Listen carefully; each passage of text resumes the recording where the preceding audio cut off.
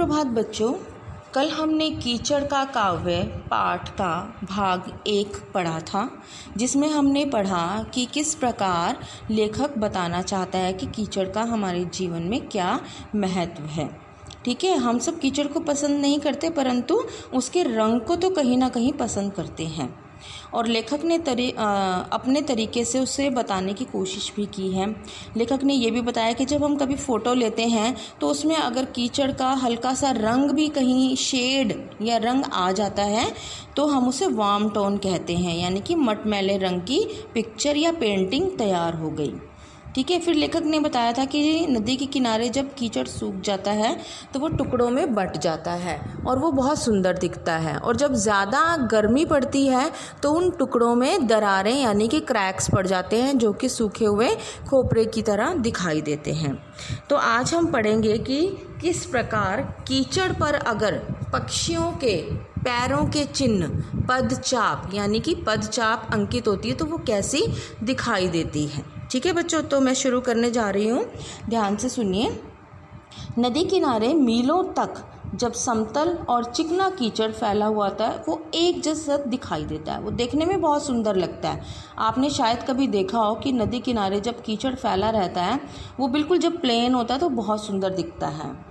तो लेकिन जब उस कीचड़ के कुछ हिस्से पर ठीक है जब वो हल्का हल्का सा सूख जाता है तो उस पर बगुले या अन्य किसी छोटे छोटे पक्षी जब चलते हैं, 3 नाखून आगे और 1 अंगूठा पीछे, ऐसे उनके पदचिन्ह मध्य एशिया के रास्ते की तरह दूर दूर तक अंकित हो जाते हैं। इसी रास्ते पे अपना कारवां ले जाने की इच्छा हमें भी होती है। यानी कि लेखक कहता है कि जब हल्का हल्का कीचड़ सूखता है उस पर यदि कोई पक्षी चले तो उसके जो पंजे हैं, जो पैर हैं, उसके पदचिन्ह आ जाते हैं।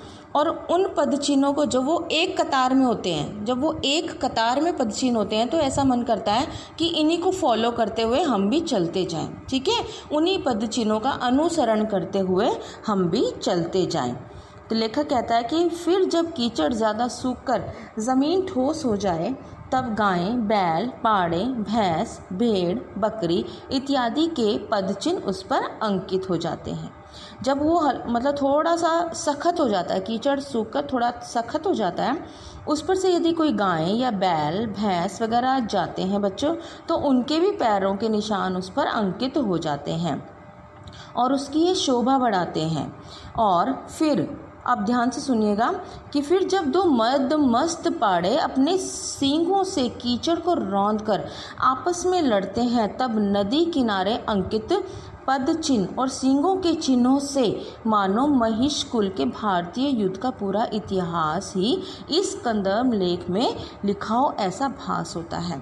लेखक यहाँ फिर से कीचड़ की महिमा बताते हुए कहता है कि जब कीचड़ थोड़ा सा ठोस हो जाता है बच्चों, ये आपने लाइन ध्यान में रखनी है, ये पंक्ति आपने ध्यान रखनी है कि जब उस पर 2 पाड़े यानी कि जो भैंस के नर बच्चे, ठीक है, भैंस के नर बच्चे जब आपस में सींग भिड़ाकर लड़ते हैं तो वो उस पर बहुत सारे पदचिन्ह अंकित कर देते हैं।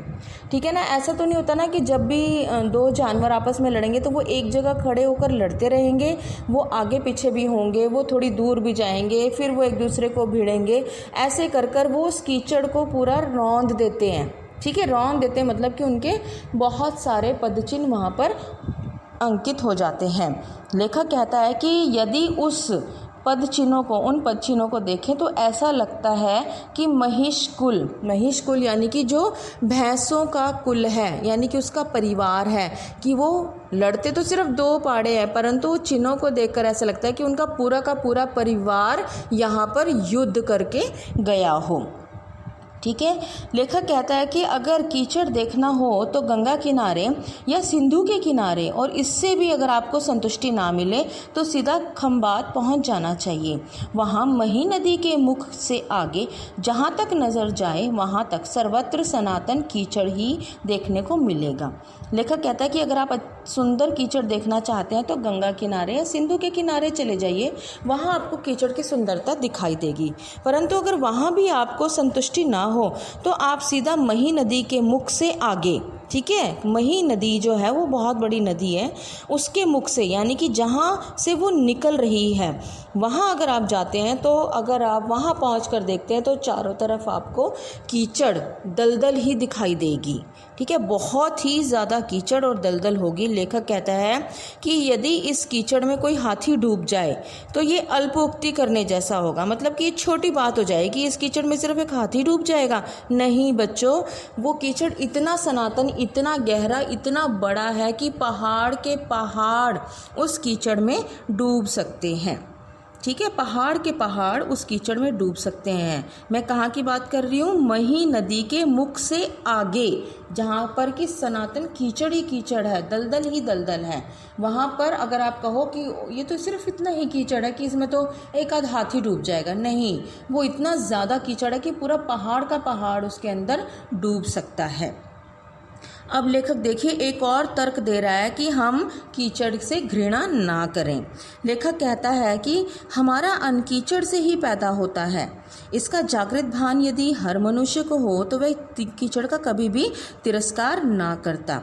और बात भी सही है बिल्कुल। देखो जो हम आटा खाते हैं ना, आटे की रोटी बनाते हैं, जो कनक यानी कि गेहूं से जो आटा बनता है वो भी तो कीचड़ में पैदा होती है। जब उसको खेत में लगाते हैं, खेत में पानी देते हैं तो वहाँ पर भी तो कीचड़ हो जाता है।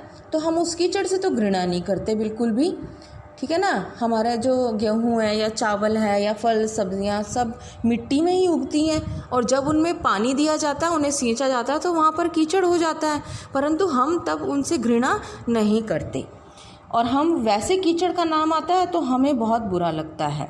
लेखक कहता है कि यदि इंसान इस चीज़ को समझ जाए कि हम जो अन्न खा रहे हैं बच्चों वो कीचड़ में ही उगता है तो वो कभी इस चीज़ का तिरस्कार नहीं करेगा। एक और अजीब बात देखिए, यहाँ पर देखिए लेखक एक और तर्क दे रहा है कि पंक शब्द घृणास्पद लगता है। पंक मतलब कि कीचड़, ठीक है, पंक मतलब कि कीचड़, वो घृणास्पद यानी कि इसमें उससे हमें घृणा आती है। परंतु अगर इसमें एक वर्ण और जोड़ दें यानी कि ज वर्ण और जोड़ दें तो वो पंकज बन जाता है। और पंकज का अर्थ होता है कमल का फूल, जिसको सुनते ही जो कवि हैं वो डोलने और गाने लगते हैं। यानी कि कमल का फूल हमारे जहन में, हमारे दिमाग में आता है तो हमारे दिमाग में, हमारे मन में अच्छी अच्छी भावनाएं, एक अच्छा सा दृश्य अपने आप उत्पन्न हो जाता है, ठीक है ना। और अगर ऐसे मल बिल्कुल मलिन होता है किंतु इसमें क वर्ण अगर हम जोड़ते हैं तो वो कमल शब्द बनता है। और कमल शब्द हमारे कानों में पड़ते ही प्रसन्नता और आह्लादकत्व फूटने लगते हैं। आह्लादकत्व मतलब कि हर्ष का, खुशी का भाव जो है हमारे मन में लहर बनकर उठता है। कवियों को ऐसी युक्ति शून्य वृत्ति उनके सामने हम रखें तो वे कहेंगे, अगर हम कवियों को कहें ना कि हाँ कीचड़ छी बहुत गंदा है, कीचड़ से हमें घृणा, तो वो आपको ऐसे ऐसे तर्क देंगे कि आप मतलब मानने पर मजबूर हो जाओगे कि हाँ कीचड़ बहुत अच्छा होता है। अब देखिए वो कैसा तर्क देता है यहाँ पर कवि। अगर हम कवि के सामने ये बात करते हैं तो कवि किस तरीके का तर्क देगा। कवि कहता है कि आप वासुदेव की पूजा करते हैं इसीलिए वासुदेव को तो नहीं पूजते। अब ये बच्चे यहाँ पे ध्यान रखिए, ये जो लाइन है, ये जो पंक्ति है आपके पाठ में, ये बहुत महत्वपूर्ण है कि आप वासुदेव की पूजा करते हैं। इसका कई बार भाव लिखना आ जाता है, तो आप ध्यान से सुनिए कि आप वासुदेव की पूजा करते हैं इसीलिए वासुदेव को तो नहीं पूजते। अब देखिए हम श्री कृष्ण को वासुदेव के नाम से भी जानते हैं ना हम श्री कृष्ण को, परंतु जो उनके पिता, उनका नाम भी तो वासुदेव है, ठीक है ना। वो अपने पिता के नाम से जाने जाते हैं। और ये बात बिल्कुल सत्य है कि हम श्री कृष्ण की पूजा करते हैं, अर्चना करते हैं, आरती गाते हैं, ठीक है, परंतु कभी किसी ने उनके पिता वासुदेव की पूजा करी नहीं।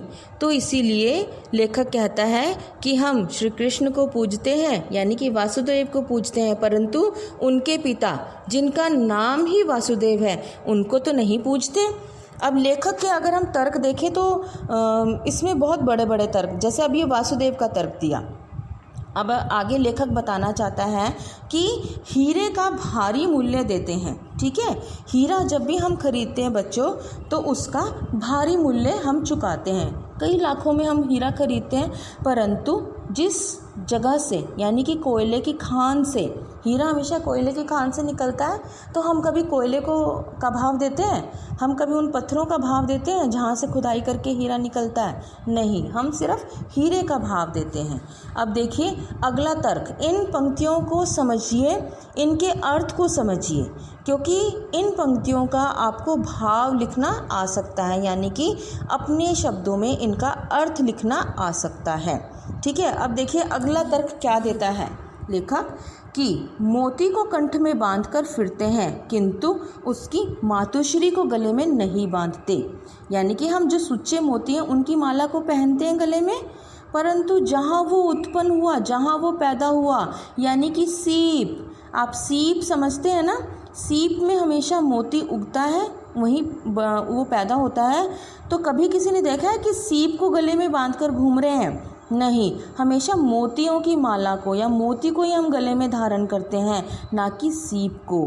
तो लेखक कहता है कि कम से कम इस विषय पर कवियों के साथ तो चर्चा करना मतलब गलत है। अगर हम नहीं करते तो ही हम बच जाते हैं, और अगर हम कवियों के सामने कहें कि हमें कीचड़ पसंद नहीं है, हमें कीचड़ अच्छा नहीं लगता, हम कीचड़ से घृणा करते हैं, तो वो आपको इस तरीके के तर्क दे देकर मना लेंगे और कीचड़ का महत्व आपको समझने पे मजबूर कर देंगे।